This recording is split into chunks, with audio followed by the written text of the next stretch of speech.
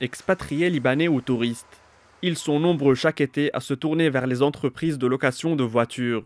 Cette industrie saisonnière, qui n'a pas été épargnée par la crise économique et la pandémie de Covid-19, se remet graduellement. En témoigne la forte demande, souvent bien supérieure à l'offre. Cet été, la location des voitures est en hausse. Les clients ont commencé à faire leurs réservations au cours des 4 derniers mois. Le bilan s'avère comparable à celui d'avant la crise. Malheureusement, le nombre de voitures actuellement disponibles dans le pays est beaucoup moins important que celui dont nous disposions en 2019. Je pense qu'il ne représente que 50% de ce qu'il était auparavant. Les prix des locations varient entre 30 et 35 $ par jour et augmentent en fonction des types de véhicules. Les voitures les plus demandées sont celles de taille moyenne et les petites de type SUV.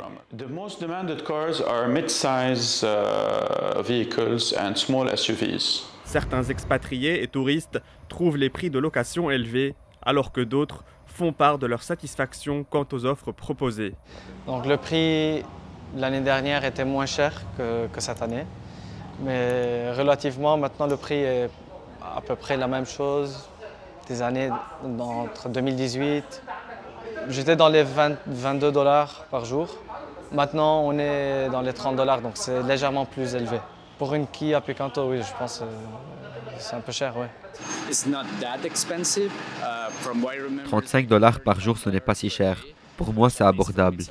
Franchement, lorsque les obstacles bureaucratiques imposés par les compagnies sont levés, une fois que vous avez la voiture, elle est en bonne condition.